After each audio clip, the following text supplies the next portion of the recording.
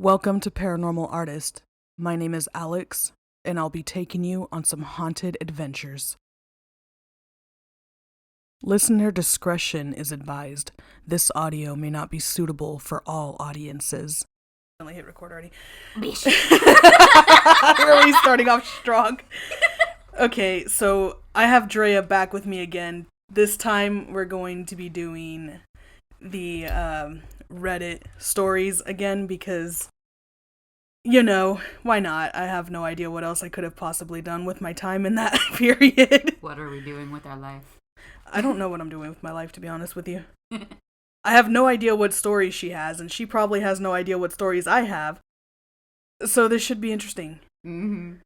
We're coming to this completely unhinged, running off a little sleep and coffee, and, you know, if anything, we gave each other the names of the stories to make sure we didn't pick the same stories. But other than that... let me clarify. She sent me the names of her stories, and I did not think. I didn't send anything. I overthink, and I didn't want us to pick the same shit because we were both doing last minute fucking grabbing shit. So it's like, okay, if I send her the names, she won't pick the same things, and she could pick other shit. Am I gonna get scared? With my shit, no, my shit's light. I don't know what stories you have for me, and I'm kind of low-key scared, but also I'm like, mine are probably scarier because Yours are definitely scarier. I know you. You're a fucking psycho. You know I'm too fucking wuss to go for the real shit. Listen here. No, I'm not. I said I'm too wuss. I knew you would fucking go I'm all not out. psycho. I'm not that psycho. Yes, you are. There's nothing but silence. Alright, well, I'm gonna let you go first, because I'm just curious to see what you have in store for me. I know you're gonna love my first one, because I know how much you love fucking Ouija board experiences. Ooh, I love Ouija board. So I had to start with it. I had to pick one, and I had to put it first to hype you up, because I know that's what you do. Okay, so... For the record, I'm going to clarify, I don't play with Ouija boards. She just made it sound like I do not play with Ouija boards. No, she does not. She doesn't fuck around. It's been with a few shit. years, at least. She's interested, but she don't fuck around. She don't fuck around and find out. What? Oh, good lord. Okay, so, posted by Reddit user DrinkBuddy, titled, Fuck Around and Found Out. This happened around Easter. I could tell you the exact day, but it's not important. Plus, I'm lazy. My friend had recently gotten out of the psych ward and needed a place to stay for the night. My house. Don't make any assumptions about my friend. She's terrific. Just a tad bit suicidal. Anyways, since we were spending the night together, I suggested we play with the Ouija board I bought from Spencer's a long time ago. She said no, but she'd watch me play with it myself. Supposedly they don't work with just one person, but I tried it anyways. I'm no fool either, okay? I respect the board, and I take the rules of Ouija very seriously. I opened the portal and started asking basic questions. The planchette did in fact move very slowly, but it could have been my shaky hand slowly moving it around the board. I tried real hard not to accidentally move it. But I did have some sort of communication, so this made my friend very interested in trying it with me. I ended the session because my arm was getting tired, and we tried again a few minutes later. It again Your worked. arm was getting tired? Right? I'm like, how long were you doing this? What were you sitting, like, stiff-armed or something? Like, I'm just curious, like... because usually you just use your two fingers to play with the Ouija board. Not that I know, but... I'm sorry, I was like, what? It's fine, I gotcha. It again worked and we had communication with the spirit, but again the planchette moved very slowly. This is where things get interesting. See, I think our combined energies is what made the board powerful. I say this because once she joined in, the temperature in the room dropped. Ooh. You can literally feel the cold energy as it moves around. My friend almost immediately senses, and I quote, a sad female presence. so I we can fucking specify guess. through that? Because I don't know. I mean, okay, like, I like the paranormal, and I've gotten that, but what are we, a medium now that I'm not aware of? Or is that something? They never mention if the friend is a medium. The Okay, only thing they mention is the friend is suicidal. That's all we get. Trigger warning. Sorry, I completely wait, I put a fucking... You put a, like, general warning in the front, but Whatever. I forgot this one mentioned suicide. You know, it would have helped to, like, Are you bold, serious? bold, let me know. I forgot what It's things fine, would it's need to be fine. mentioned. We could add it later. Maybe. Maybe. If we remember. Apparently she was sensing about 6 or more entities in the room with us. IDK about that, but I did feel just one other entity there with us. Whatever it was upset and crying. This was just based off what my friend was sensing. The board wasn't really getting us anywhere.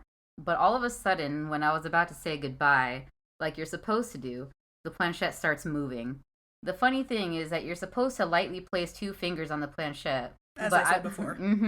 But I was pressing down on it pretty firmly. I have never had the planchette slide around with such force and control before like it did this time.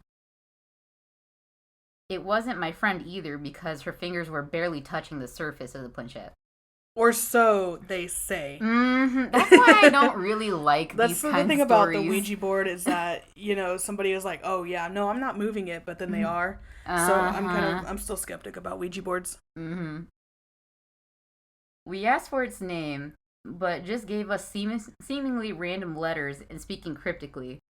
I wanted to keep talking to it, but at this point my arm was tired as fuck. Plus, I started to feel uneasy about how eager the ghost was to move the planchette. So I ended the session. It was a cool moment, but I was getting ready to go to sleep. My friend decided to stay up and scroll through TikTok. Nice. Right. As we all do. As we do. Me, with my eyes closed, started thinking about the whole thing. Something in my mind was telling me to go back to the Ouija board and keep talking to the spirit. I tried to ignore it when I started feeling a tug on my bed sheets. I thought it was my friend's foot because she was facing towards me in the opposite direction of my bed. Something was pulling my sheets. I tried pulling them back over my face, but there was quite the resistance. I opened my eyes and sat there, and there was no one nor anything, and it couldn't have been my friend who wasn't in the position to do that. And she wasn't even paying attention. She was too invested in her phone. I said nothing and tried to go back to sleep. This time, I started thinking in my head, what if the ghost entered my body? I knew you would make that face. Are we talking about the incubus or the succubus at this point? I forgot which one's which. Incubus is male, succubus is female. Okay, well, But either those are way, demons. somebody's inside of somebody, and Those be demons. Well, anyway, I guess that is when you fuck around and find out, huh? Exactly. Continue. Sorry. I knew you were gonna make a face. I knew I'd have to pause there. And I was afraid to think that in fear of it actually coming to fruition. Then I feel a cold air right above me enter through my sheets and enter my body. So this ghost has sexual intentions. Were there ghost babies? Oh yeah.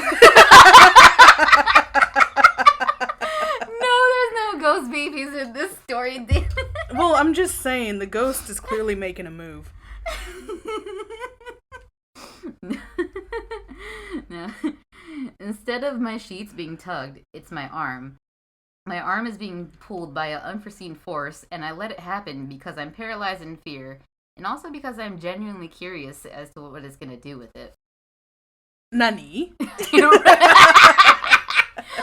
you keep taking this sexually? The first part was sexual. This part right here, I'm just like, oh, so we're going on a date first, okay? It inches my hand towards the Ouija board, which is still out.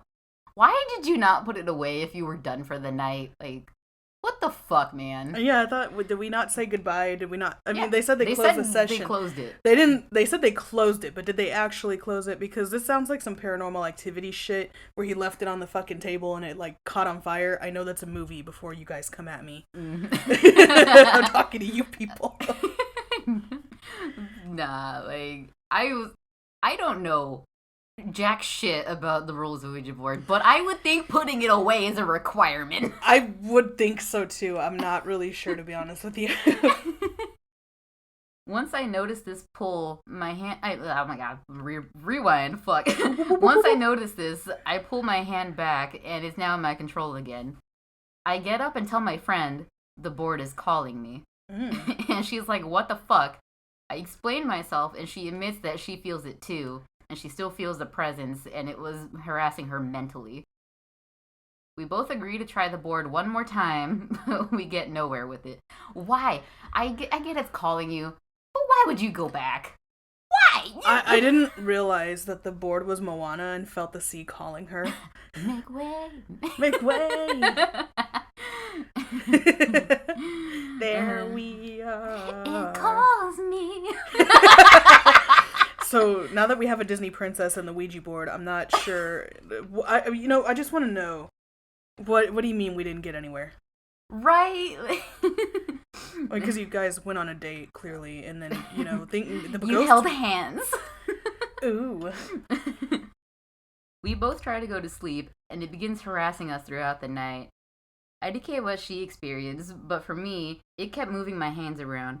I locked both my hands together, and I felt the presence pry my fingers off each other and separate both my hands.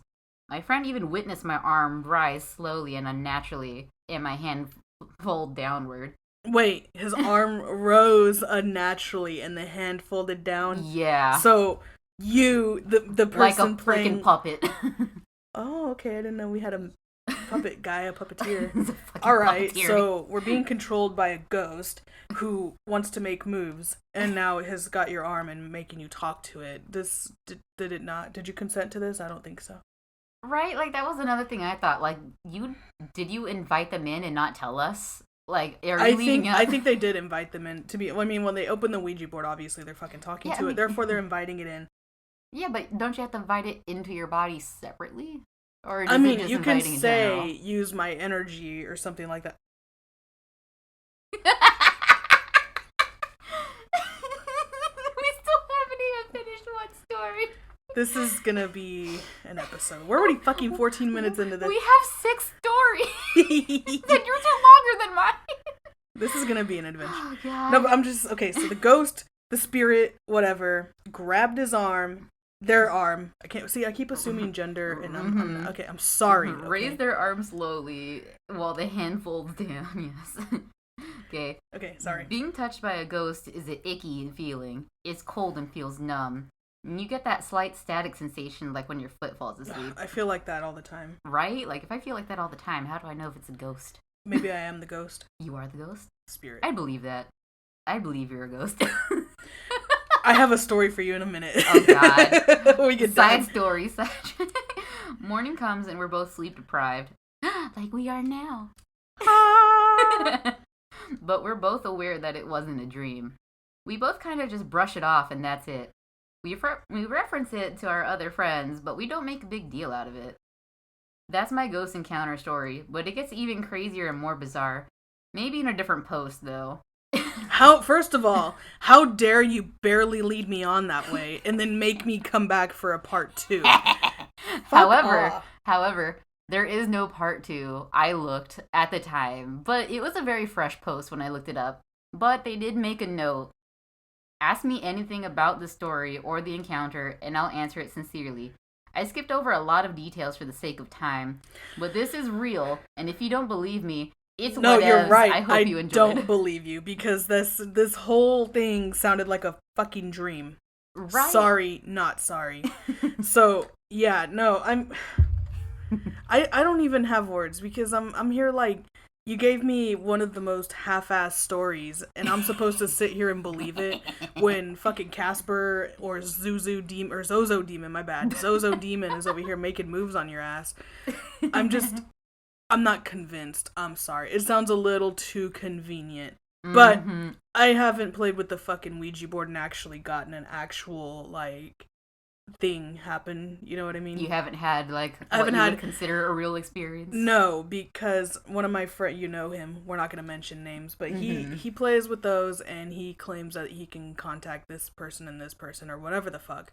But for me, having done it a few times with him, no. Just no. I have not experienced anything. And last I did look at this post, there were a lot of responses, but they were mostly negative as fuck. Just, like, dragging the OP. Like, mostly because they mentioned that the friend is suicidal, and it's like, why would you invite your suicidal friend to play with the Ouija board? You cannot invite somebody who's not there very good emotionally, because that just fucking opens them up to whatever. Like, they just freshly got out of the psych ward, you said, and you invited, like, no. First of all, I want to say that you're a bad friend for doing that in the first place. All your credential for this story, just fuck you. Basically, that's all I have to say. You definitely fucked around and found out by exposing your friend like that online. Who does that? Who does that? Now, if I want to fucking expose somebody, I'll be like, you're exposed. But but no, I'm not gonna sit there and expose my friend who's got mental issues. That's so fucked up. I'm just happy they didn't, like, name drop themselves or the friend like that. Oh, that right there, I would have been like, you know what? I would not have picked the story if it had names, or I would have, like, edited them out myself. Yeah, I don't know. That's just like, I just think that's kind of fucked up to be even mentioning that shit on there, especially, knowing Reddit is Reddit. So, the one comment I did kind of want to touch on, because I knew that I wouldn't know the rules and you might have a slightly better grasp on the rules. Someone commented, off the top of my head, I can count 3 rules you broke right now. Never use the Ouija board in your own home. Thank you. Never use Ouija alone. Never use it if you're in a depressed or sick state. That last one implies your emotional, spiritual, or physical health. Yeah, because you don't want to do that shit and open yourself up when you're already in a fragile state. It's like, I don't even, like, you're just basically inviting anything negative in, but you do it in your own house. You're fucking taking risks right there, because you don't know what you're welcoming for all. There's supposedly, allegedly, demons that are attached to the Ouija boards, the Zozo demon, for example, which you just don't want to do that. Like, why?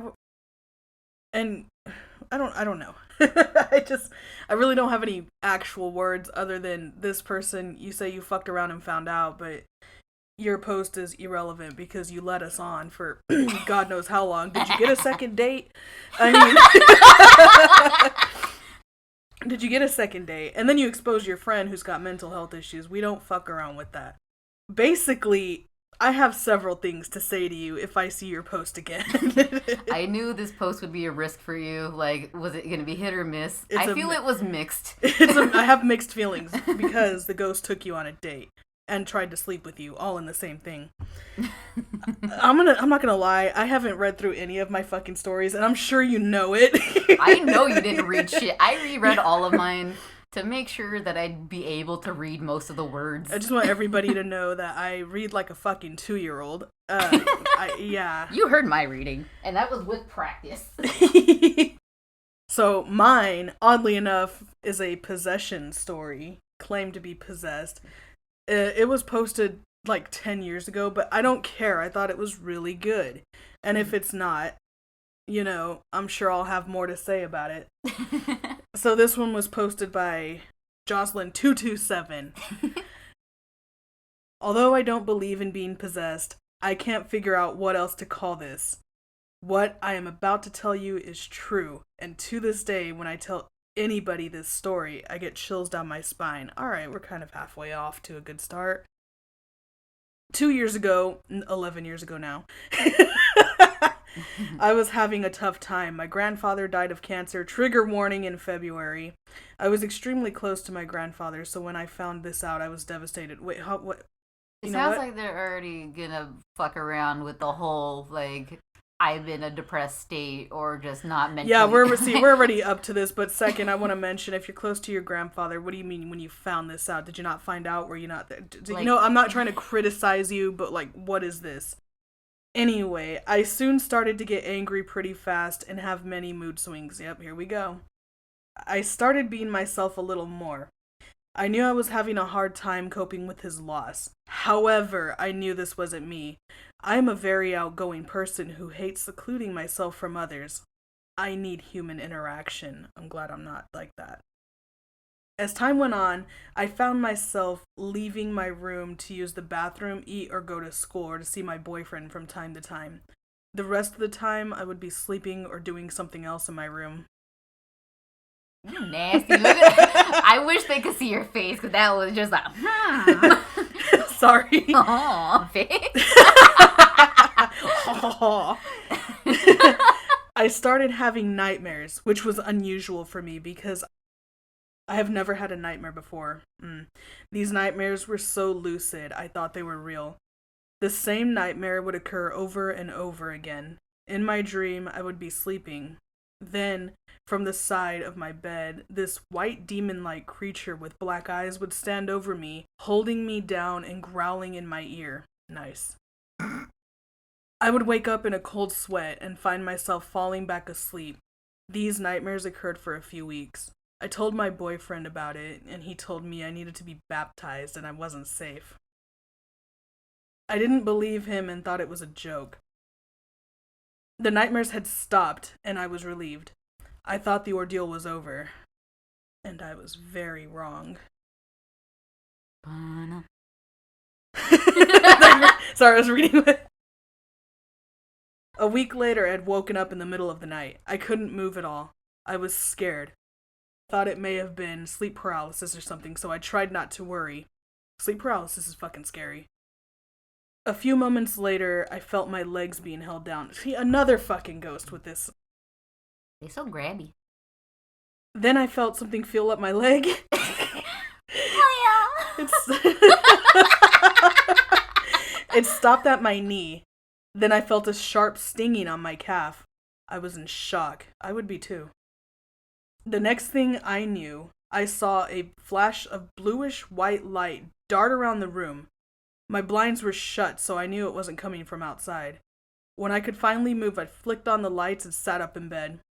First, I checked out my leg. I had 2 scratch marks in the middle of my calf. Then I had a strange urge to look at myself in the mirror. God, no. No. I got up and looked in the mirror screwed onto my wall. What I saw, I couldn't believe. I'm curious. I looked absolutely normal. Nothing was wrong. As I peered into the mirror, I saw my right eye had changed from a light hazel brown to a deep chestnut reddish brown. My pupil was almost as big as my iris. Were you high? I couldn't believe what I was seeing. I just sat in front of my mirror in a trance state for a little bit. I kept staring at my eyes. I then started to get the urge to physically harm someone. Trigger warning, sorry. This was not me at all. I wouldn't hurt a fly. I absolutely hate to fight. I'm sure you do. I then started to growl at myself. This sounded like a deep, gruff growl. I've tried to growl like that, and to this day I cannot growl like that again. It sounded evil and grimacing. I then proceeded to smirk at myself in the mirror. I knew this wasn't right. I soon snapped out of it and immediately called my boyfriend. I told him everything, and he told me that he thought I was being possessed. I couldn't believe this. As soon as he said that, I heard footsteps outside of my door going into my dad's office next door.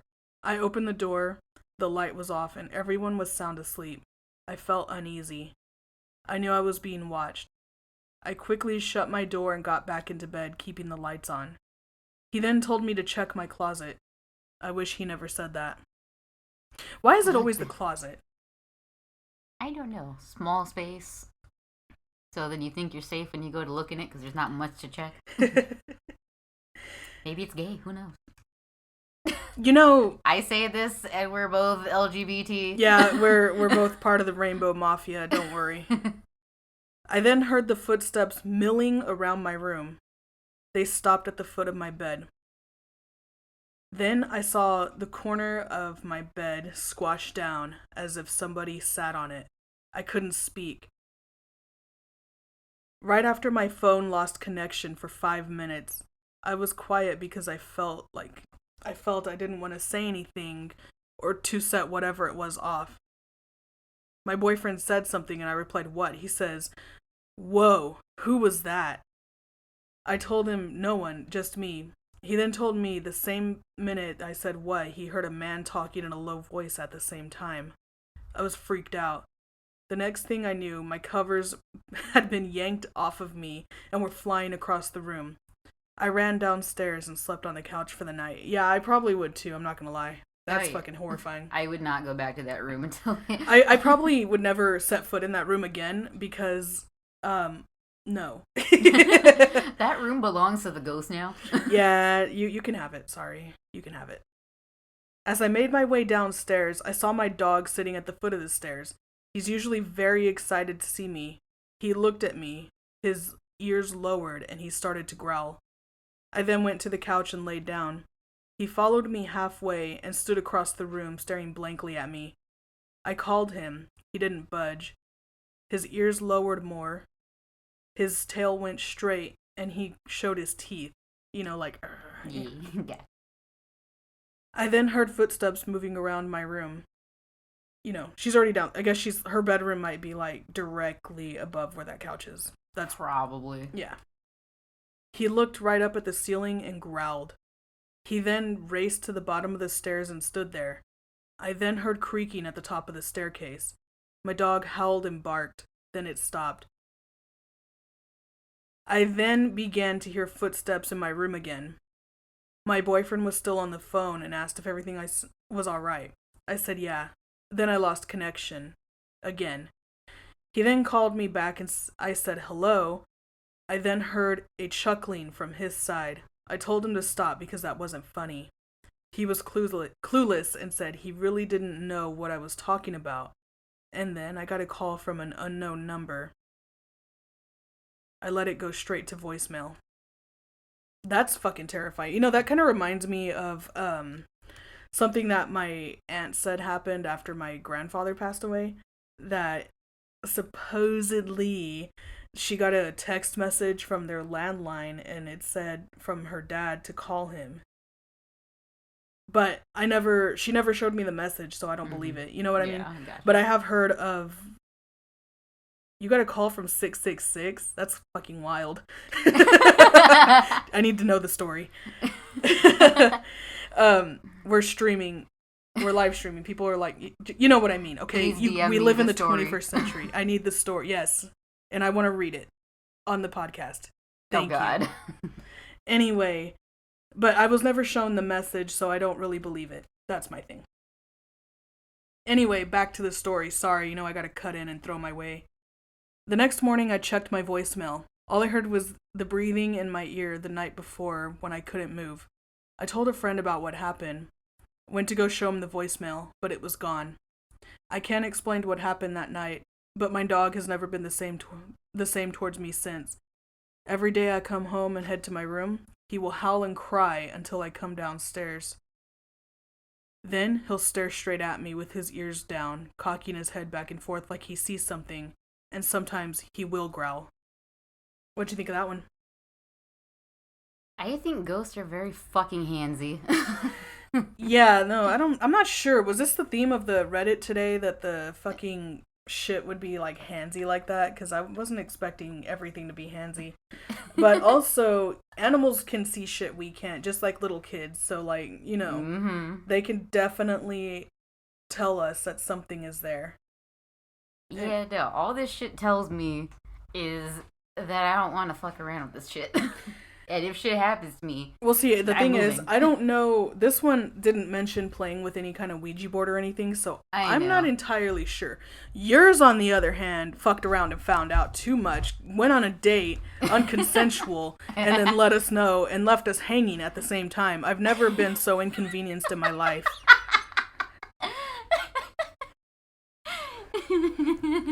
It's like, I don't even have fucking words. But mine over here, the reason I'm thinking that this one got possessed is because they were so emotionally exposed. Yeah. What the fuck they got into before this, I don't know, because I've never really heard of anybody just having a person die and then having like a whole ass fucking possession. Unless the ashes of the person that passed away are in the house, and then you might have some kind of activity. I'm not sure. Listen, on my adventures of ghost adventures.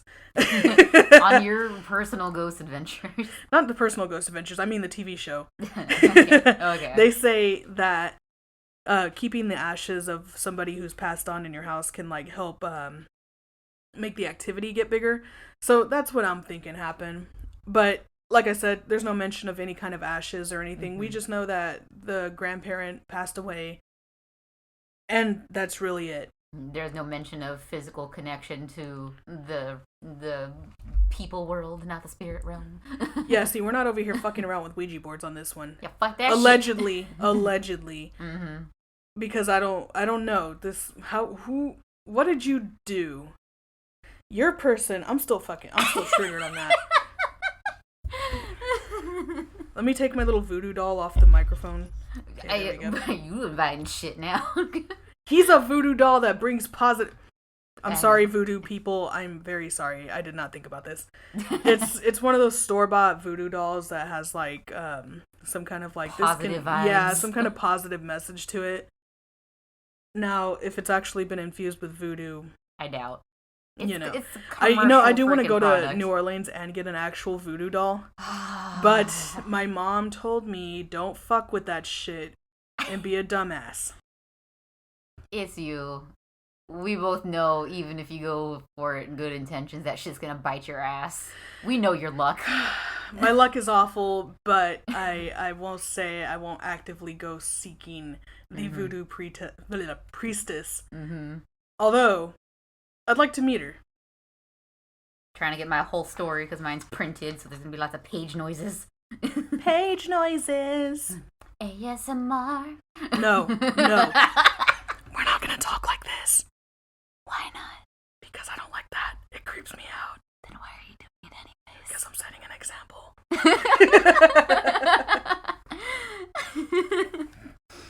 Okay. I already got a warn that I'm just gonna fucking laugh at this goddamn username, so I'm gonna need a moment afterwards. But I still want to give credit. So like, she says she needs a moment. I'm curious. Posted by Reddit user Gooblies. Gooblies with a 3 for an E. What? Gooblies. Oh god, she's lost it. Not yet. I just knew it would throw me. So I need a meanie. Oh boy. Why I started taking my girlfriend seriously about what's happened in her flat. Hold on a minute. You weren't taking your girlfriend seriously in the first start? Right, and also, in the entire story, there's no mention of the girlfriend after this. Oh, so... It is, I assume...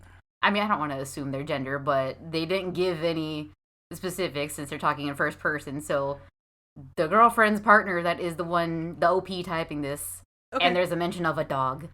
There is no girlfriend mentioned. The girlfriend's not even here for this experience. So, okay, whatever, let's continue. This is gonna be another one of these fucking, like, why? Yes. Also, wait, I believe... let me close this because it's getting on my nerves. Okay. Also, I believe the story is from the UK. They make no mention of it, but I'm assuming because of some of the words used, threw me off, because I think it's English and not American English. You know we speak English properly up in this place. But again, like, the title says the word flat, and I'm like, what the fuck? Oh, yeah. A flat, yeah, like, this is a flat. Like, apartment. Yeah. It was my 5th or 6th night staying alone in this cold, dark, 70s refab council flat. Oh boy, we're already off to a great start. Still getting used to the place. I decided to watch some scary YouTube videos to pass the time, but I couldn't shake off the feeling that something was off. Even Bella, the resident 17-year-old staffy, laying next to me and snoring loudly, couldn't ease my nerves. I was thinking me. You with your doggo being like, I've been watching too many scary shit. My parents' pug snores like a grown man. I'm like, how can a 20-pound 1-year-old dog snore that loud? Damn. I mean, like, I legit thought it was like a fucking somebody in my house snoring because it was so loud. My God. As I waited for the ad to load, I heard a muffled noise coming from the hallway, like someone was creeping around trying to be quiet. Curiosity getting the better of me, I got up and cautiously opened the door, but there was nothing there. I looked down the hallway, and it was empty. Just as I was about to close the door, I caught a glimpse of something out of the corner of my eye. It was a short figure dressed in robes, like an old-fashioned monk, slowly making their way up the stairs towards me. I closed the door with a chill running all through my body and looked at Bella, still fast asleep. I wanted to escape through the window and abandon my belongings. If that isn't me, I don't know what is. But being on the second floor made it impossible. And that's why you don't fuck with that shit. Listen, My Chemical Romance once said, jumping out the second floor to break your foot. Bitch, do it. Worth it. But then the doggo. Hold the dog. It's a Staffy. It's huge. Hold the dog. It's a huge-ass dog. Listen, when there's a will, there's a way. So I take a deep breath and open the door again, hoping it was just my imagination. To my horror, the figure had cleared the darkness of the stairs and reached the little window at the top. In the dim light, I could now make out more details. He was old, with thick, greenish, wrinkled skin, hunched over with a black pointed hood over his head. What the fuck? I know, I was very confused, because I was like, wait, you said monk, and now I can't... I mean, I should have looked it up. There probably are monk outfits like that, but no, like... because, like, well, we see this... When we think of monk, we think of, like, those stereotypical... Yeah. Like, I can't describe, but I could picture, and I could never picture them with hoods. So pointed hood made me think of a different organization that's not good. But, different color hood. So. Oh, I see. I can't even say that. It is a capuche or almose, I don't know. Listen, it's in a language that I will not attempt to say because I don't want to piss anybody off. But there are monks that do have hoods. Pointed hoods. Yeah. He looked sad and lost, scanning the floor as if searching for something. Feeling a sudden wave of fear wash over me, I closed the door again and fumbled for my phone, but it was off and I couldn't understand why. It had always been reliable, but like any device in this building, it now regularly shuts itself off even when fully charged. Wait, the phone shuts itself off? Yeah, the phone shut itself off. Wait, is it a cell phone or a landline? I'd assume a cell phone. Or like the cordless phone? They just said fumbled for my phone. Okay, my assumption is cell phone. Cell phone, okay. Because they also mentioned it being charged. So, like, you don't charge a landline. What? Okay, but, hear me out. As an old fucking bitch. You would think landline. I'm thinking that they have, like, a cordless phone.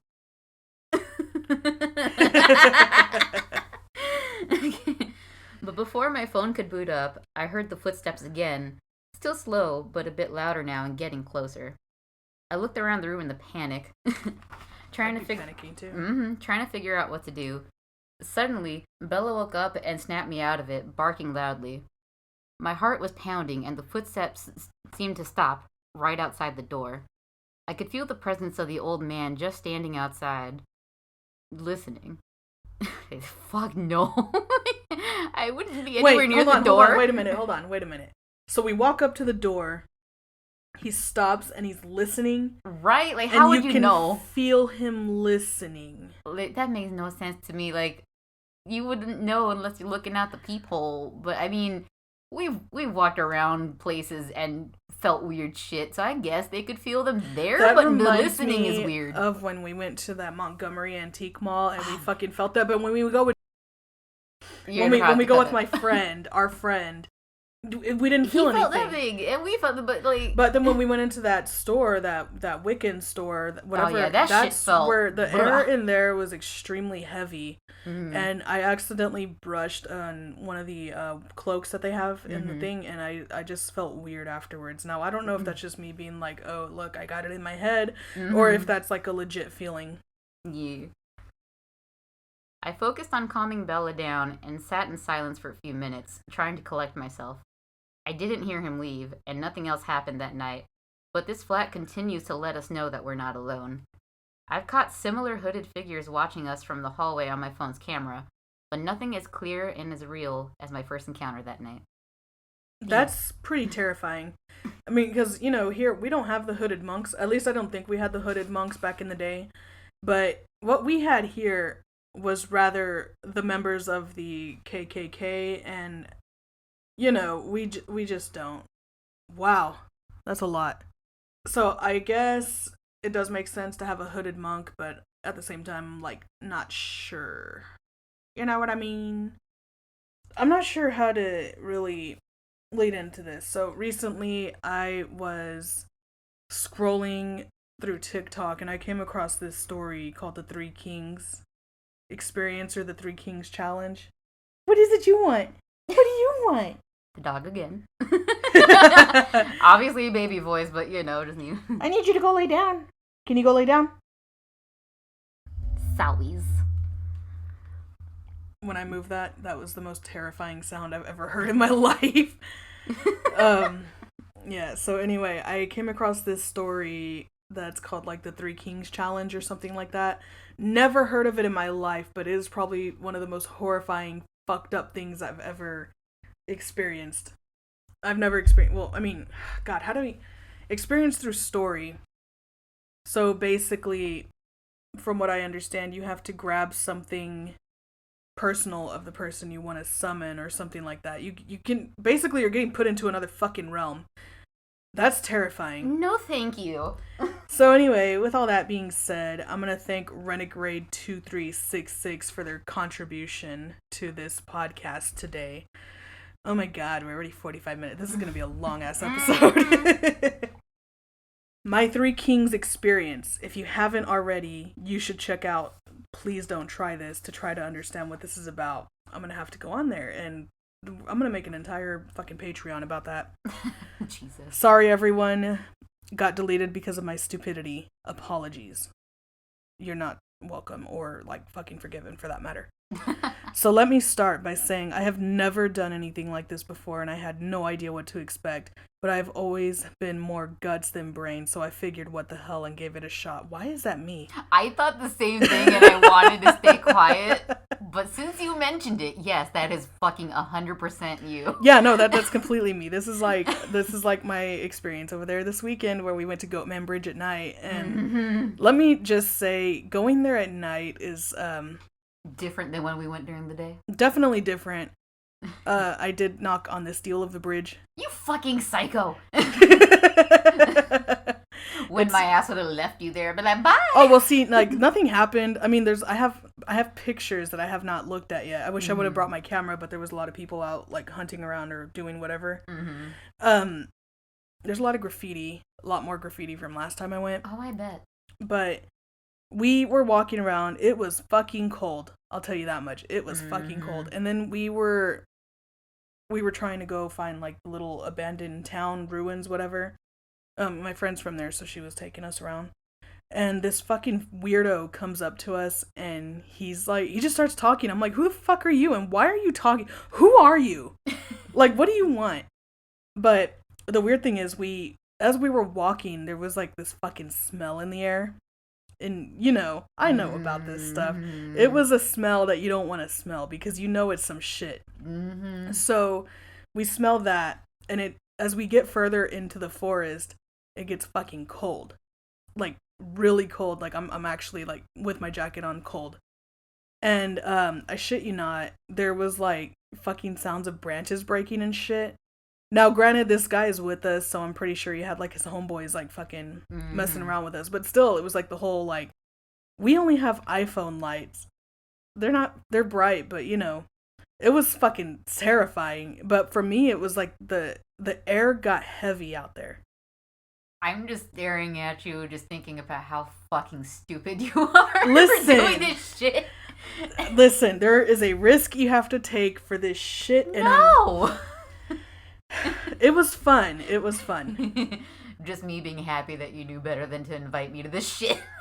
See, I was going to, and then I was like, no. Well, because the original plan was that we were going to watch movies, but obviously, you know me. And Okay. you know my rule. It needs to be a large group. so There I have people to outrun. Sacrifices. Well, anyway, yeah, so this weirdo was just talking to us. And I'm thinking the whole time, like, who are you? And why do you think it's okay to just talk to 3 random girls? Who are you?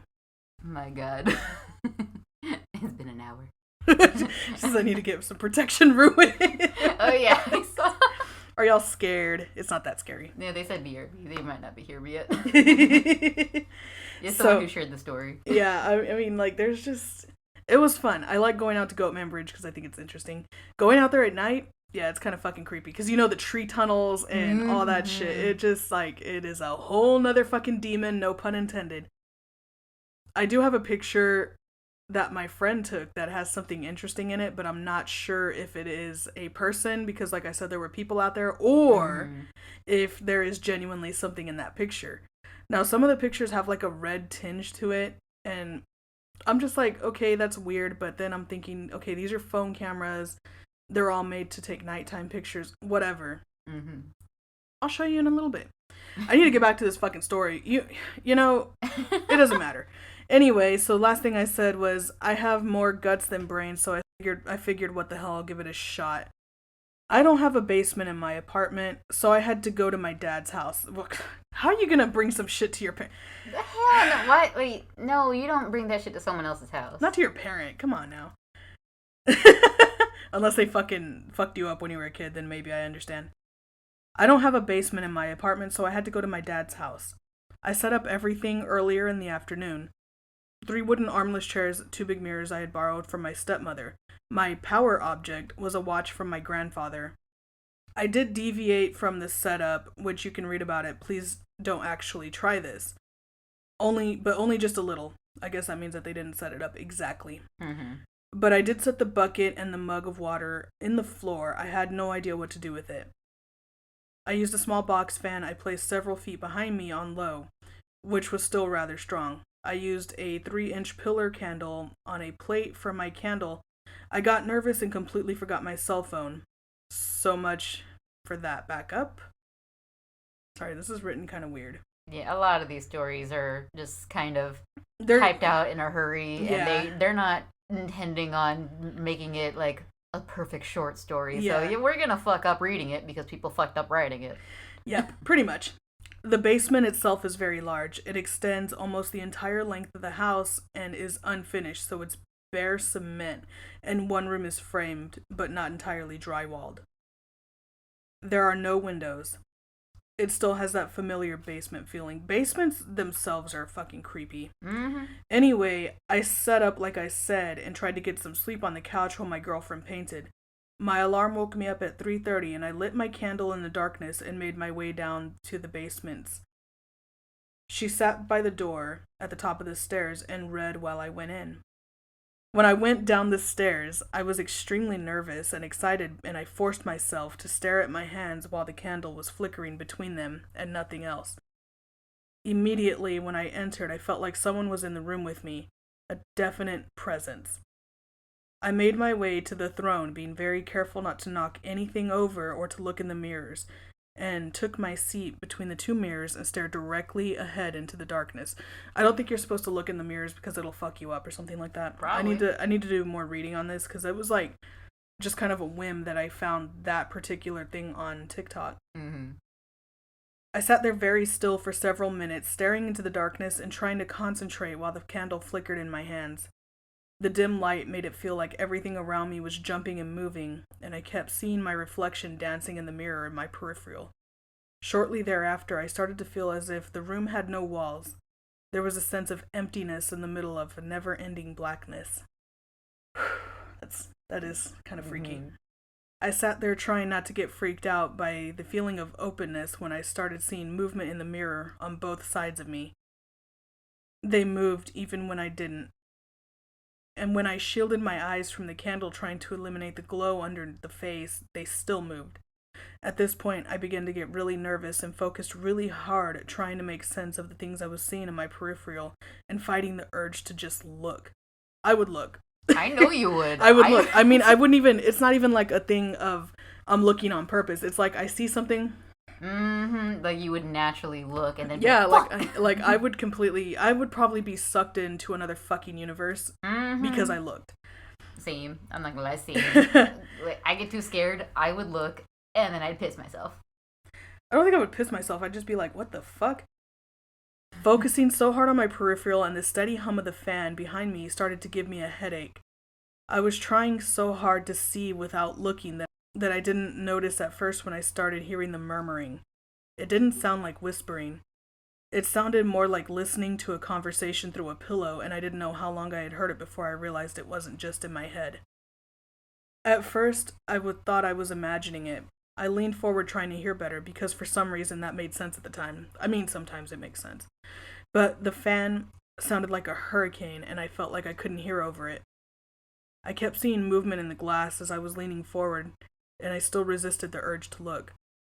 I asked if I was alone, and the murmuring went silent. I waited several minutes in silence on the edge of my seat. I don't think I breathed. I resist the urge to bolt up the stairs like a little kid. Who am I talking to? I asked. Someone, who knows, came from my left. What? Anyway, yourself came from my right, both answers clear as a bell. I seriously got the creeps and considered putting the candle out, but instead, someone who knows what? I asked. I heard some more murmuring coming from both sides, both talking over each other, and I couldn't make out anything that was said except, why you're here. Why did they go there? We didn't even open up with any kind of context. Nope. The movement in the glass seemed to increase on both sides. It seemed to be not just moving, but coming out of the glass towards me on my left. I leaned away a little and almost tipped out of my chair. I started hearing things around the room. Breathing, ticking, a knock here and there, and while I was listening to it go on all around me and feeling surrounded, they bickered with each other. Sometimes I wasn't sure what about, except that they were talking about me. And the one on my left knew things I had never told anybody. My doubts about faith, the mean things I'd said to friends in fights, etc., and more so things I wouldn't repeat here. I felt like the one on my left was trying to, lure me from my chair to show me things. At a certain point, I felt like something was right behind me, and I felt the conversation was getting further and further away from me. I leaned forward, straining to hear better, and I realized after a few tense minutes that the steady sound of the hum from the fan was gone. I don't remember when it went off. I didn't even notice except by the time I did realize it was hot and stuffy. I guess the fan turned off. Maybe. Oh, well, here we go. When I noticed the fan was off, I panicked and jumped out of my seat, dropped the candle, at which point it went out. I grabbed the candle and tried to relight it again, because I figured it was like bad voodoo for the candle to go out, and I only had a few seconds to light it, but it wouldn't light, which freaked me out more. Candle wax on the wick. I bolted for the light switch and cut it on and left the room. My girlfriend was sitting outside the door waiting for me and asked what happened and said she had checked on me a couple times, knocking on the door and calling for me, and heard I'm fine. Aside from that, she had never heard anything from inside the room. I'm not exactly sure what happened in there or if I'm crazy. If anyone has any questions, feel free to ask and I'll answer as best as I can. But that's my experience with the Three Kings. That being said, I'm fascinated and will certainly be trying again soon. Maybe with a little less nerves and a little more preparation of what to expect. And if anyone has anything else for me to try, send me suggestions. I'll do it. It was a crazy experience. First of all, fuck that. Also, in spite of what I've been told, I am just overly curious and I have to know what you will see when you look in the mirrors, so I plan on doing this again soon. And I will look in the mirror next time. That being said, Fable, I am going to do it of my own volition, and you have zero responsibility in the outcome, lol. Edit. Examples of what was said to me, not a word, but as close as I can remember. A few years ago, trigger warning, a few years ago, my best friend killed himself, and this was the thing it attacked me with. You let him die. It was your fault. And the person said, it was not my fault. I didn't know he was in that deep. Left because you never cared about anyone but yourself. Me, that's not true. Left. Yes, it is, but that's okay. Come on over here and see him now. Later on. Left. You're going to hell. You're going to burn. Me, I have faith. Right. You can't lie to us. Fuck. Hell no. Don't look in that fucking mirror. If you want to see what's going on, maybe record yourself where you could see the mirrors and look at it afterwards. Yeah, I close think shit out. But I don't think look at it that while you're doing I it. would probably like Mm-hmm. I think that I would probably have multiple cameras at different angles, to be honest with you, seeing what could not be seen or can be seen. But like I said, I don't know enough about the three kings, to really like give you in depth of like, this is why you can't do this or that. But I think from what I understand, if you look in the mirrors, some shit's gonna fucking go down. I mean, considering that Left sounds like a fucking demon trying to lure you to your death or some shit. Like, fucking saying, oh, you want to see your friend? It's like, well, friend is dead. So are you trying to kill me if I look to the left? Yeah, that was an intense story. I think that I will definitely be doing something on this for Patreon. Gotta get paid to risk your life. That's right. To risk your... I'm not gonna try it. Let me throw that out there now. I'm not willing to open myself up to something like that because I don't know what it is. Ain't about to risk your spiritual well-being for this shit. But the research is fun. I like research. Oh yeah, I will definitely figure out like what it is, how it got started, this and that.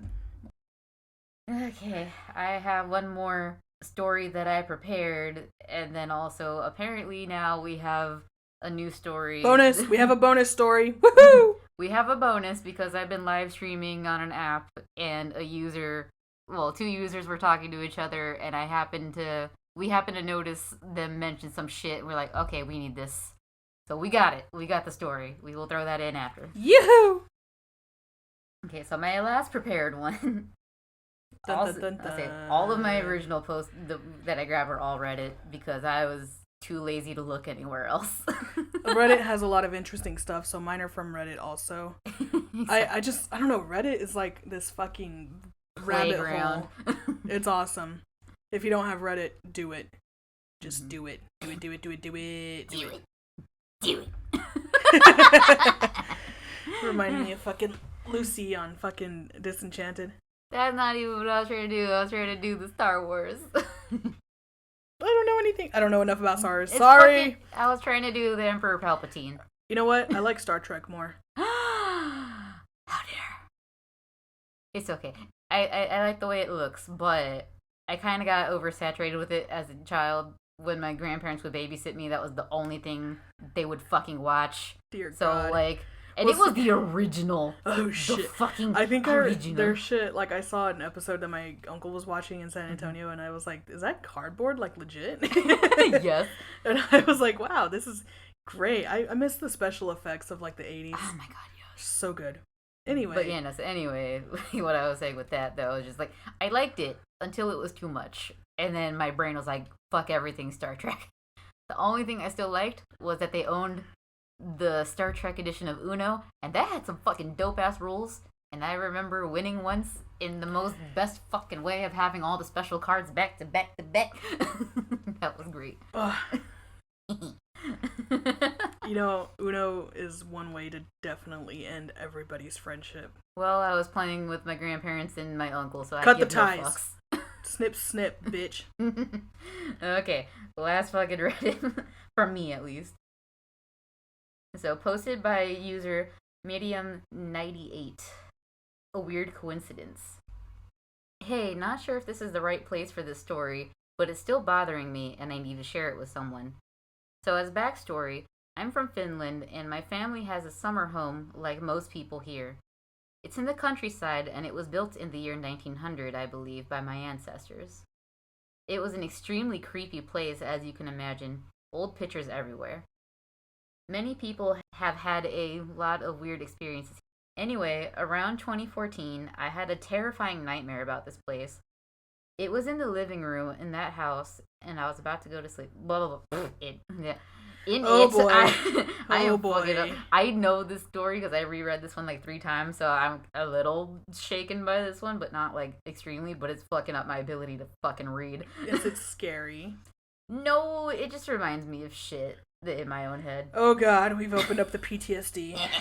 No. In it, I was in the living room of that house, about to go to sleep, but for some reason, under the window where the couch is, there was a bed instead.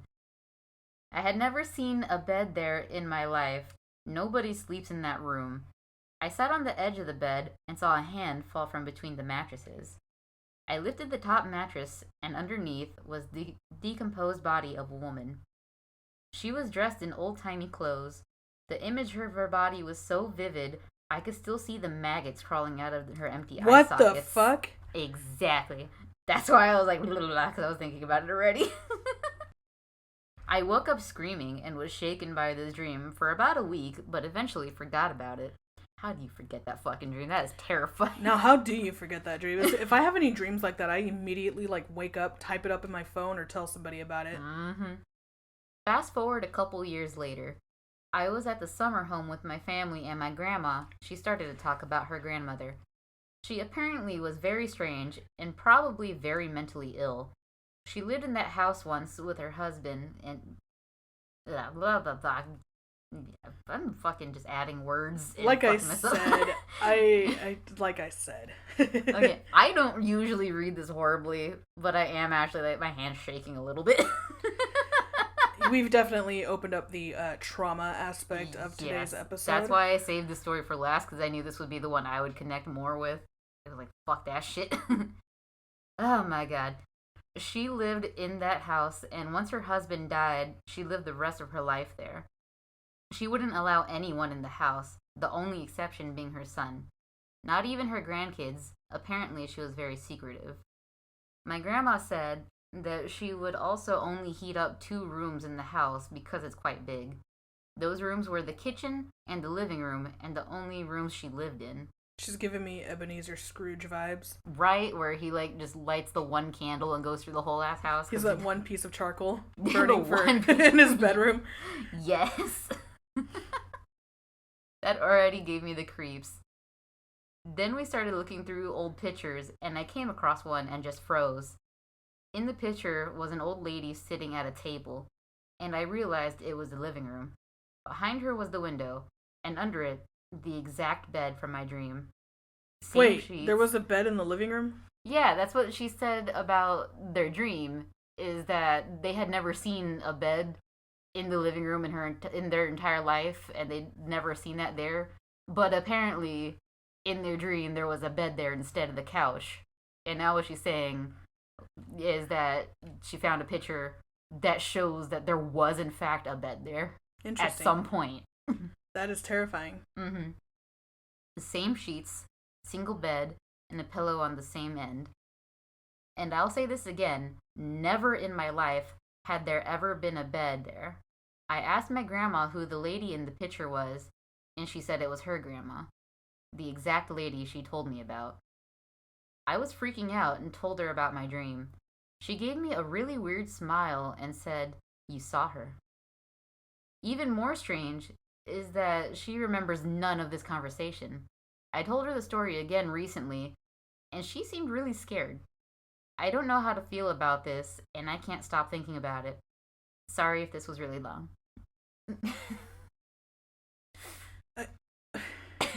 I'm just... So, it was the person's grandma. The grandma's grandma. The grandma was telling the kids a story about her grandma, which was the person that the OP had dreamed about, finding with maggots coming out of their eyeballs under the mattress. I wouldn't even... Ooh. I wouldn't even know what to fucking think about that. I wouldn't... Like, I don't know, if I saw that, I would probably be, like, fucking rocking back and forth on the fucking floor of my bedroom, like, just freaking out, you know? I'd be shitting bricks. That too.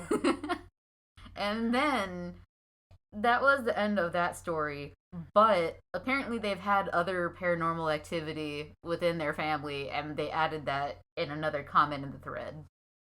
So, in another post, well, not another post, in another comment, they shared 2 or 3 other stories. So, one of which just been kind of funny to me. So I needed it. Yes, there are other ones, but this was probably the creepiest. And that's referring to the original post, because the rest of them are not as creepy. Maybe like 6 years ago, we still had one of those old heavy TVs in the living room, and it was kind of funny because every night at exactly midnight, it would turn on by itself and started showing a porn channel. Nice. Nobody knows why. We didn't even know there was a porn channel on TV. I guess maybe one of the ghosts likes watching it. That pervert. As we've heard in these other stories, ghosts can be freaky. I don't know what it is with your stories having a theme. Because I have that one story, but yours, like, particularly ghosts watching porn and going on date. What the fuck? That's what happens when you plan your shit. Hey, listen. I told you mine was either going to be Glitch in the Matrix, the Ouija boards, or the possessions. Mm-hmm. Anyway, I should have gone with Glitch in the Matrix because those are fucking crazy. Maybe in a future episode if we decide to do Reddits again. Hint, hint. Mm-hmm. Okay, a little bit more. One time at night, I was there with just my friend and we were watching the TV. I turned it off and started walking away. I heard the TV turn back on behind me, turned around, and I just saw white static on the screen. I was fully convinced that the girl from The Ring was going to crawl out of it. That is terrifying. Honestly, that right there, that movie, is fucking cheesy as it is. That white static, white noise channel scares the living shit out of me. Yes. And then the last little bit here. I also know that a relative, I think she was my great-grandmother, used to say that she could hear a dead relative walking on the staircase at night. There's still a lot more, but those are the ones that come to mind right now. Wow, you are the pinnacle of paranormal activity, aren't you? Apparently. But, yeah, no, The Ring, when I saw that fucking channel scares the living shit out of me. And I was, like, anytime I hear it, I'm like, oh boy, I've got chills going down my spine. It's genuinely terrifying. Mm-hmm. I remember being so scared of that movie. And, like, I'm a wuss when it comes to any, like, horror movies. I could finally watch that now and not be as scared. I mean, I'm growing up a little bit. But, like, I still feel weird when I do watch it. Meanwhile, I'm here like, whoa! You're like, pretty. Well, see, there's only one movie that I will not watch because I genuinely believe it's fucking cursed. And I watched it one time and all kinds of fucking shit went crazy in my my house and my family and shit. Mm-hmm. The Exorcist. I have not bothered to watch any of those. And I don't recommend. I know. I do not recommend. I mean, shit was crazy for like 3 years. And my mom always told me, don't fucking watch that movie because it's cursed. Mm-hmm. And I didn't believe her. I was like, whatever. It's just fucking whatever. I don't care what you say. You know? Mm-hmm. So I watched it. And sure fucking enough, shit was going crazy. I mean, like, everything that could go wrong was going wrong. So now that they've released the Pope's Exorcism or something like that, another movie, I don't know who's in it. My dad was like, oh, we should go watch it. Absolutely the fuck not. I told him, no, I'm not watching that. And I said, I'm not going to be the one responsible for bringing whatever the fuck is in that movie to this house. I mean, if you watch it at the theater instead or somewhere else. It doesn't matter. If you, it will follow you. It will follow. It's you. It'll follow you. Yeah. Well, I mean, not just because it's me, but just because we both know without my medicine, I am quite a fucking basket case. You've seen it. We've all known it. Mm-hmm. But yeah, no, I won't watch that movie. I mean, I was curious about it, but then, like, the more I thought about it, I was like, you know what? I'm not going to be the one to bring that shit back in the house. If anybody wants to go see it, by all means. Don't tell me anything about it. Don't even fucking tell me what you saw from it. I was going to say maybe just read, like, a synopsis of it, but if you're that worried about it, probably not. Yeah, no, see, I used to fuck with that shit, but I really and truly believe that if everybody's in, like, a state of, like, somewhat vulnerability, that it's really going to fuck up somebody. Mm-hmm. And as a fucking person being me, I'm always vulnerable. Yes. So I'd rather not. Mm-hmm. I don't know, that movie, whatever. But The Ring, just as cheesy as it is, Gogoy. the the fucking thing scares me. And would you believe that Samara is actually the voice of Lilo? I know that's been out there for a while, but I know there's people who don't do that.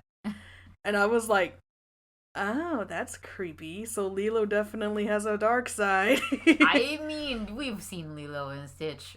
She's fucking weird, so it makes sense. Like, she's the good weird, though. She's unique. I wish I had that personality. She is a paranormal artist. She's paranormal, that's for sure. All right, we've got photos. She's an artist. All right, listen. My favorite thing that Lilo always did was she had some kind of fat fetish. Well, because you could see it. Because she's like, my camera's full, and the sister looks. People. Yeah, the sister like looks at the thing, and she's like, ugh. You know what I mean? Like she doesn't say it, but she's like, you know. Lilo I'm like, knows what she likes. Listen, a fetish is formed. As a child, I believe it. I don't know. I'm not into psychology. But I do think that that is something that happens, and Lilo happens to have that fetish where you pay people to eat. Yeah, most of them are the ice cream man. The guy that drops his ice cream. And he's iconic. Mm-hmm. He's fucking iconic. But everybody's like, you know, it's weird that he always has a tan line, but he doesn't wear a shirt. And I'm like, that is weird. I've never thought of that. No, well, see, I don't know where I saw this, but I actually stumbled across, like, the original, like, sketches for this. And, like, the original... Yes, they had to change it, because originally it was supposed to, I guess, go through, like, the capital. They were supposed to hijack an airplane. Yeah, it was fucking wild, and I was like, oh my. And it was supposed to go through, like, the actual city part, but 9/11 happened, and they were like, maybe we just do a spaceship. Let's just say, yeah, like, it did not age well. Yeah, they were like, maybe we keep it away from buildings and make it a spaceship, so it doesn't look anything like it. Yeah, it was really weird. I like to learn about like the history and like the stories of how they came up with this stuff, but I didn't really know. And like, granted, it's come out all those years ago. Mm-hmm. I had no idea that was something that was even considered into that. I honestly, genuinely thought it was like 100% alien based. I didn't know that it would take that turn. Nope, to. It was not the intention, but they figured it would be a sensitive issue since and it still fresh. Is sensitive. Yes, it still 20, is. What is it, like 20 years later now? My fucking God. I'm old. Bitch, you're old. I know, you're older than me. but like, I mean, everyone's gonna fucking say this shit. I remember 9/11. I just remember being like a kid in like... I was in elementary school. Yeah, I was in elementary school. I was either like in kindergarten or first grade or some shit. How many fucking years apart are we? 2, 3, somewhere around there. I just turned 31. I wasn't gonna say anything about ages, so I don't give a fuck. You know what? From I heard 2 to 4, somewhere in there. Okay, I was like 8 or 9. Yeah, I was younger than that. So I just remember no one would tell me what was going on, of course. Well, see, but I mean, I got pulled out of school, and to me, I feel horrible saying this. It was a good day for me because I got pulled out of school. I got to go to my grandparents' house, and I got to just fuck around and not have to do my school shit. Everybody else, that. I just ignored it. I think I don't think I was in school that day. I think I was with my parents or something. I'm not going to say where I was because obviously I don't want to talk about that part of my life. Yeah.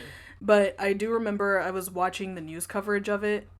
That's fucking wild. I know they and I think about this. My brothers, well, one of them was born, but he's not old enough to remember. Yeah. But the other one wasn't even fucking born yet. Mm-hmm. So when I think about that, I mean, these kids he's not a kid anymore, but he's a kid to me. Fuck you. You saw that. You saw the lunge. Yes. You know I'm ready to fight. Uh-huh. Anyway, the fact that they learned about it as a history thing, and I have been living history my entire life. Yes. Like, I've survived the Ebola. I've survived the fucking H1N1. Apparently, I've survived COVID. What other tragic? Oh, the 2008 stock market crash. 9/11. Harambe, where our timeline got thrown into a fucking fuckery. I was thinking about that. Harambe. Yeah, no, a lot of people did, right? But I came across a TikTok that, made it was like a joke. And then everybody was like, ever since that happened, shit's been like fucking off the wall. And I'm like, it really has Our been. timeline split. Yeah, like I think we had like some kind of butterfly effect with it. Have you seen that? You know what a butterfly effect is, right? Yeah. And for those of you who don't, it's like when you make a choice to do something and it like alters your fucking timeline or how things could have been. Harambe's death has thrown us into a fucking spiral, man. Yes. And apparently, I think we have like slipped into a different universe. There are things that I've like recently discovered that just don't make sense. That would have made, I think that we are no longer in our original universe. Or, well, definitely not timeline. Like, what in the WandaVision is going on? Okay, I think you have one more story left. I have one more. Well, since we're rushing into it. I'm not trying to rush into it. Is that we keep on getting sidetracked. We always do. We fucking get unhinged all the fucking time. This is I think this is mild compared to, This is way better, honestly, than the last fucking episode I was on. We were everywhere. Everywhere. I mean, like, I have a lot of comments to make about your stories, because I'm just like... Well, we still have one more bonus story left. Yeah, we still have a bonus story now. Alright, so for this third story I could not find the name of the person. Yeah, I know. I was reading it. It should have been right there. Shut up. I don't care. Well, I mean, you said that it was the one that got taken down and then put back up, right? Yeah. So it's well, no, actually, the first one was the one that got... the first one? Okay. Yeah, the first one was. This one was just one that I came across yesterday, and I was like, this is kind of long and wild. I like it. This starts off with trying to make sense of supernatural experiences I've had in my life. Trying to make sense of a lot of supernatural experiences I've had. I'm like, okay, well, what do you mean? How many? I haven't read through this. This is a complete surprise for me, too. Damn. I mean, like, I went through it. I was like, oh, this is long and spooky, right? I skimmed through it. I was like, let me get a gist of what I'm reading here. Mm-hmm. We're starting off strong. Oh, I just want you to know that. I guess I want to share my story as I'm trying to make sense of a lot of experiences growing up, and I'm wondering if anyone else has experienced similar things, or I'm kind of wondering how they work. Growing up, my mother was a Wiccan. I told you we were starting off strong. She did witchcraft and some black magic. I remember being amazed that she did a spell to get money, and she built an altar and chanted some stuff, and the next day we were able to pay our rent. Shit, I need to do that. Damn. She told me about how she had a thought from when she was a teenager. She neglected it and it turned on her. Oh, I guess it was like... Probably the spirituality. Yeah, she maybe stopped something like that. And it was like, how dare you? Maybe. She still felt sad about it. Honestly, for a very long time, growing up as a child and teenager, I felt like dark entities were following me. That's a start. I just felt like something was always watching me and felt a sense of darkness and fear. I told my mom about it, so she gave me some herbs and crystals and told me it would protect me. She taught me how to burn sage. Some reason these things made me feel spiritually worse. Now, I mean, I guess you're fighting fire with fire. I guess. I used to pray to fairies. I have no comment. Me either. I used to pray to fairies, and I believed pixies would steal and hide my things. The fairies helped me retrieve them, and also helped fix my broken TV one time. In 6th grade, I had a huge crush on my best friend, and my mom taught me a black magic love spell calling upon Aphrodite, Ishtar, and Isis. The gods, not the fucking terrorist group. The spell backfired. The next day I went to school, he flat out ignored me, though we weren't friends ever since, and then I started to get bullied. I felt like my life got turned upside down. I mean, that's kind of what you get for trying to get someone to fall in love with you through magic instead of naturally. I mean, maybe they didn't do the spell right. Probably That's not, the other but thing. like, it sounds like you don't fuck with other people's emotions. Like, come on. Yeah, this reminds me of The Craft. Yes! But that one fucking backfired by he was too infatuated and obsessed. She did want him to give her attention. Yeah. I guess. She didn't say it right. She wasn't specific enough. Yeah, no, clearly that was bad. Like this, around this time, I accidentally astral projected. I floated outside my body when my alarm went off. I had experiences where my bed would slightly vibrate before I'd fall asleep, and I'd hear a ton of voices. Like there was a TV on, or it sounded like I was inside a crowded bar with a ton of people talking. I couldn't make out what they were saying, but my sister said she experienced the same thing with the voices. I also believe the house was haunted, and there was no TV on inside the house at all. When I was a teenager, my mom had a long-distance relationship with a man who did black magic, chaos magic, and was a fan of Crowley. I don't know what that is. I'll look it up later. My mom started to do some magic with him. Then, weird things started to amp up for me. I had my first sleep paralysis episode, and I swear there was a dark entity on top of me. I felt my bed sink in, and I couldn't breathe or move. Experienced that before. My mom taught me protection spells involving drawing pentagrams around myself. Well, these spells backfired too. Anytime I did them, I'd have bad luck. I eventually had experiences with the incubi and succubi. That's how they put it. Incubi and succubi. So both genders. Yeah. One attacked me in my dream as a smoky cloud. Hot. I'd have night terrors that were incredibly realistic, and I started to see shadow people.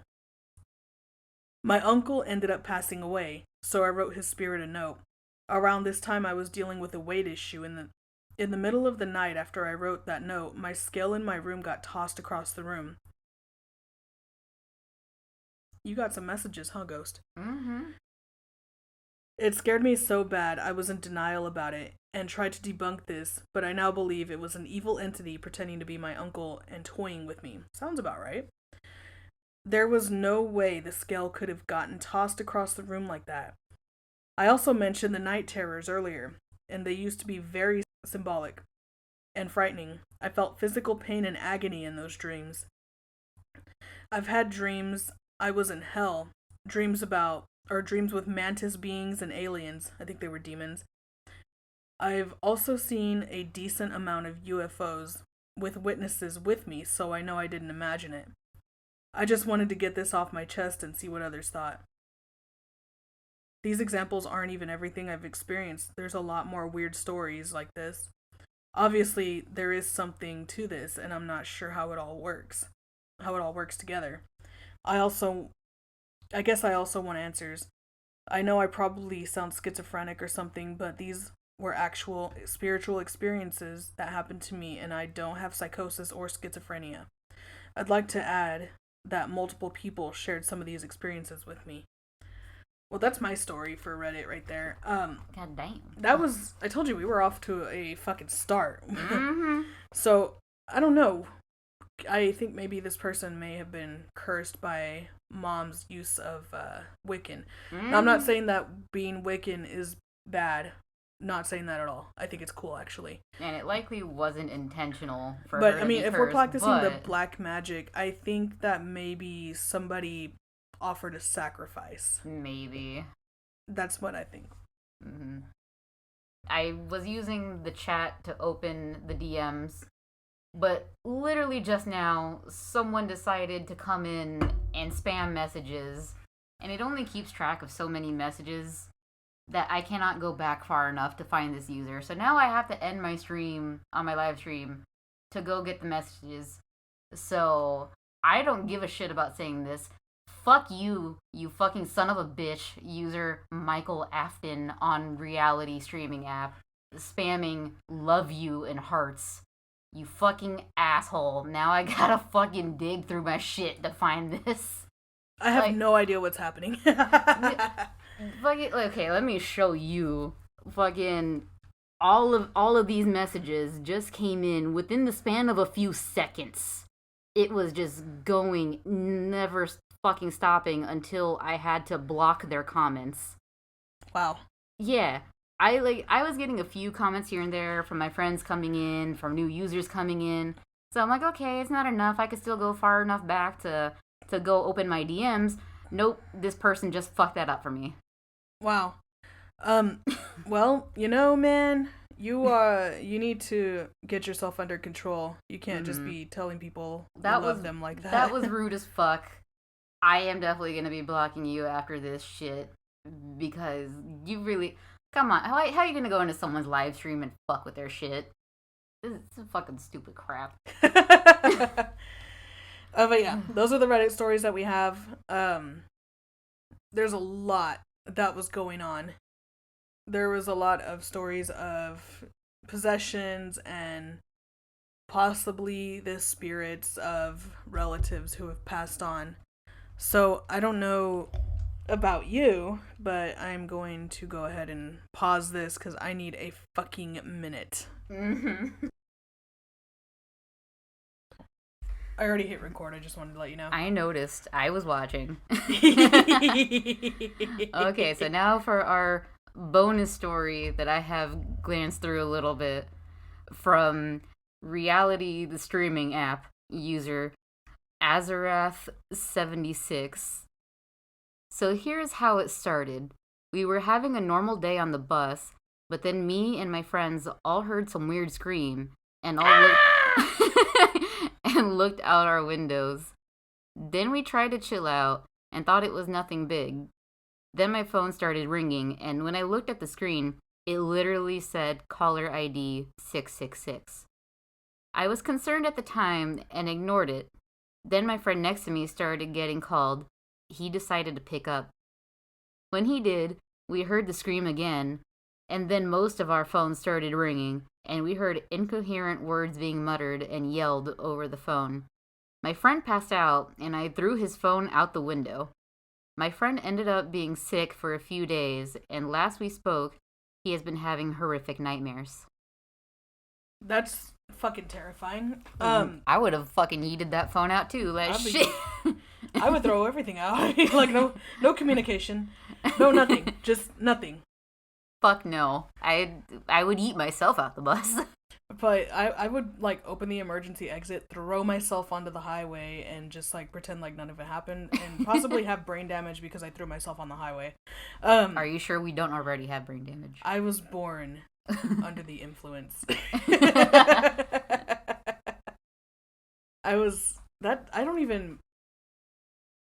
What even brought that up? What was I reading? One of our stories had that in there. This is like 30 minutes later after recording the whole thing. It's been a blur. Everything is upside down. My life is fucking currently like in shambles, and we just ate like a whole fucking cake pretty much. Ow. And now I kicked her. Perfect. But, no, I think I was talking about how my aunt had told me that she had gotten a call from the other side. Yes. And now, I'm adjusting the microphone, sorry.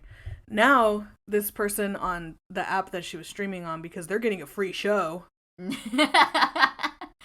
I asked permission first, and you gave me the go-ahead. So don't even fucking come at me. I had to give you the look. I had to give you the look. I could have just not done it, but... No, it was fun. It is free promotion.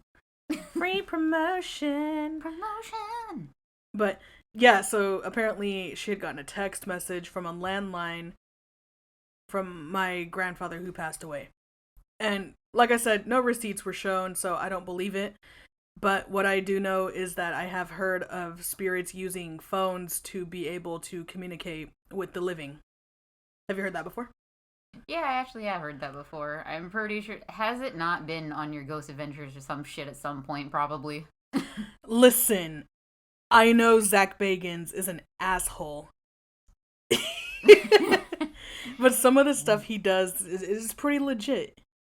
So, you know, that's where I learned about it. I think there's a couple times that they do use FaceTime to communicate with the spirits. Mainly because of the, I guess it's like the electromagnetic field or something, or the radio frequencies that our phones use. Basically, it makes it easier for the spirits to communicate over, like, Wi-Fi type shit. That's basically how I understand it. Weird. Well, yeah. But, I mean, really, they can manipulate the electromagnetic field, so makes sense in a way. I guess. Like, I am a weird mix. I'm skeptical, but I'm still scared as fuck. Meanwhile, I'm like, I believe it, and I'm willing, but there's some things that I'm like, I don't know. Like, some of these stories that we read today are kind of, like, iffy, mainly because the ghosts are apparently horny. I mean, you're the one who implied they were horny. Listen, I woke up. You did that. I have little sleep. I have coffee. Oh, I was going to tell you, after we went to Goatman Bridge, it was like the day after. Yeah. Whatever. I know this is like 30 minutes ago in the podcast. Yes. Sorry, you guys are gonna. This is exactly how my fucking brain works. That's fine. So anyway, I was sitting here yesterday. I was just what the fuck was I doing? I was waiting for Chick-fil-A because I'm a fat ass, and I was playing Stardew Valley, and Perfect. I heard something like move in the fucking living room. Like, I had the door open because it was hot in here. I was like fucking roasting, and I heard something like move. Something got thrown somewhere. I don't know. It was really weird what happened. So I was like, I looked at the dog. She was laying down, but she was like got her head up. Like, what the fuck was that?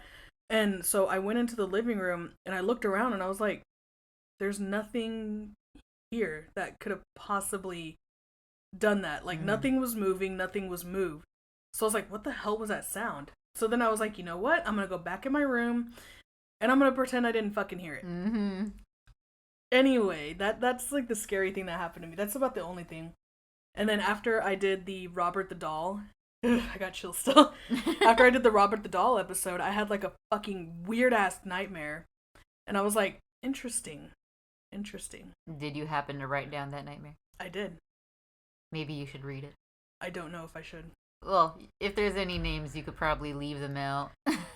I could. Or you it's could so summarize. Long. To summarize it, there's a lot of names in here. Fuck me. Yeah, maybe summarize, skim. I'm not gonna skim it. Basically, I was at work, but also still at the house where I used to live at before I moved up here.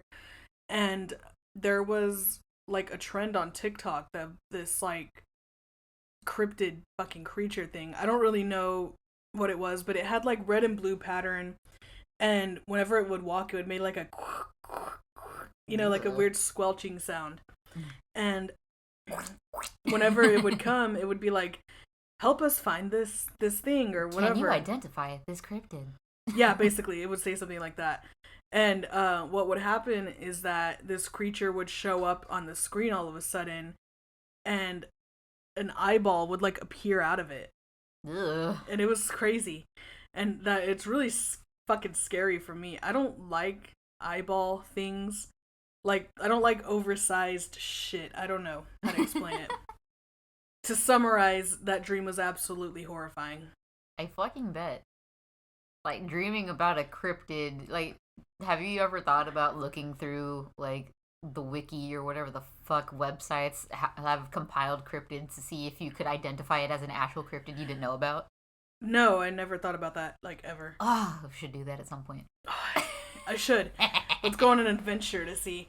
No, well, that reminds me of the other dream. I'm pretty sure I told you about this one, where I back in the dorms when we lived there. Oh, yes. And there was like those 3 like 7 or 8 foot tall creatures standing above me, and the little girl that was eating a heart. That was fucking terrifying. That was so fucking scary. Like, I still have not been able to determine if I was awake or asleep while that was going on. Like, you can't tell if it was a lucid dream or just daydreaming. It was a lucid dream. If I was asleep, it was definitely lucid, but it was fucking terrifying. And then at the end of the year, to like clean out my shit, get ready to move out, and find a fucking handprint in my closet, that was beyond anything. Fuck that. I'm glad I moved out of there before y'all did. Fuck that. No, this was way before all that. This was way before. But no, like, fuck, dude. Not to triangulate, but like that. Oh, that was the other dorm, right? Dorm. Yeah. So what happened in the? No, first of all, I want to say whoever decided that it was a good idea to build a fucking university across a fucking cemetery is beyond me. Fucking people have built everything on top of cemeteries. Like, what do you think that right now at this very moment we could possibly be laying on a cemetery?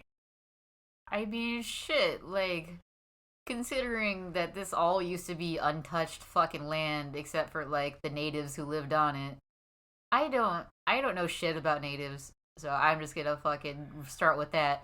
I don't know if they made cemeteries or, I mean, they were mostly nomadic, right? So, like, what did they do? Did they just lay the body to rest somewhere near where they were? Like, if that's the case, then there could literally just be a body anywhere deep in the ground. Well, I think about this, that we had so many wars in this country. That too. That I wonder if there are people, like soldiers, that were buried. Because, you know, they will move the stones, but they won't move the body. Of course. That's insane. So like there could literally just be a dead body beneath you, Well, it's like I anywhere said. you are. It's like I said earlier. The people that keep the ashes of their loved ones. Some of them, not all of them. Some of them experience some kind of like paranormal activity, and it really, I don't know. It's like you don't want to believe that they have some shit, but they might. Like I think I was watching. Yes, Ghost Adventures. I was watching. I was watching an episode of violence. It is violent because I know people would be like, "Ew, you watch Ghost?" Yes, I love Ghost Adventures. Okay. Anyway, there was an episode where they went and investigated somebody's house, and this person, their dad, supposedly did like satanic rituals and shit like that, like actual shit like that, and they were like, "Yeah, we're having a lot of paranormal activity because of that." And I'm like, "Well, you got your ashes in here." It was just. I was like, that's interesting. So really, I don't know. And it could also be that maybe maybe you guys are even built on like some kind of fucking sacred land too, because I know if you disturb like any kind of indigenous land, that it just kind of shit can go crazy. I don't fucks with that shit. The only kind of ashes that are currently in my household are all pet ashes, and I have had nothing happen. But considering all of them are cats, if something were to happen, it would probably be like at 3 a.m. where they're running around. At 3 a.m. while they're running around, maybe shit getting knocked off the countertops or tables. Oh, shit like that. Man, see, I wish that I wasn't allergic to cats because I want to like see them like do the shenanigans where they like. Oh yeah, where they just kind of like paw at things gently until they fucking break everything. Yes, and they're like no, and they look at you and you're like. Like see, man. I mean. That's the kind of shit I would expect if the ashes in my household did anything like that. Well, there are such thing as animal spirits. I know. I mean, I wouldn't want them in your house. I think that experienced anything. The animals have gotten a good enough. Well, not saying that that's not the case with like spiritual things, but I think that they went at a time that they were supposed to go, and that they are like at rest. I think all three of the animals whose ashes we have, they all passed when they were very sick. The most recent one being very old and very sick. He was a good boy. He was the bestest boy. My baby. As far as I'm aware, like, I think that they were all unfortunately taken to put them out of their misery and pain. So hopefully they don't stick around and fuck with us because we gave them that release. I don't think they would. I think if you had good intentions, that they would probably just know you're good. They'll probably like come in here and be like, "What's up, my boy?" And then that's it. I fucking wish he would. I miss him. I miss him too. I don't even get to know him now. I literally can't go near him, or could never go near him because I will go into anaphylaxis. And it sucks being allergic to cats on that level. And some people are probably like, "Oh, you're dramatic." No, the fuck I'm not. Trust me, I know, and I'm not willing to put myself at risk for that. But I mean, I don't know. It's just like there is a place that Ghost Adventures that they went to back in their early years, and I think it was called La Purisma Mission. I think it was a long time ago, and probably a lot of people were still bebés, but they had supposedly seen the tour guides, not the Ghost Adventures dudes. They had seen like the apparition of the father's dog that was there, and if you don't know what a father is, he's basically the priest or the fucking pastor for Catholic religion. I think that's what I got. I was like, let me make sure. I knew you get this. So I was looking at the Holocroft to Star Wars Toy Store, whatever the fuck. Yes, Star Wars. Fuck all of you. The Star Wars thing, and they don't close until 8, so we're solid. Awesome. So cool. I'm kind of scared to like edit this shit. Oh yeah, no, they're gonna have a lot of fucking work. Oh yeah. So I know that this particular episode had a lot of talk of suicide in it, and I just want everybody to know that I still will always put the number for the suicide crisis hotline. It's 988. If you guys are feeling any kind of way, having any kind of suicidal ideations, call or text them. They're open 365 days a year, 24/7. They're here to help you. I also want to add, if you want to follow me on social media, you can follow me at my personal Instagram, Alex Again, or on the podcast Instagram, paranormalartist.podcast. I'm also on TikTok, I have a Patreon, and I'm on YouTube with Paranormal Artist Podcast. If you have any suggestions for any kind of story I should do or have a personal experience, you can email me at paranormalartistpodcast@gmail.com. I'm looking forward to hearing from you.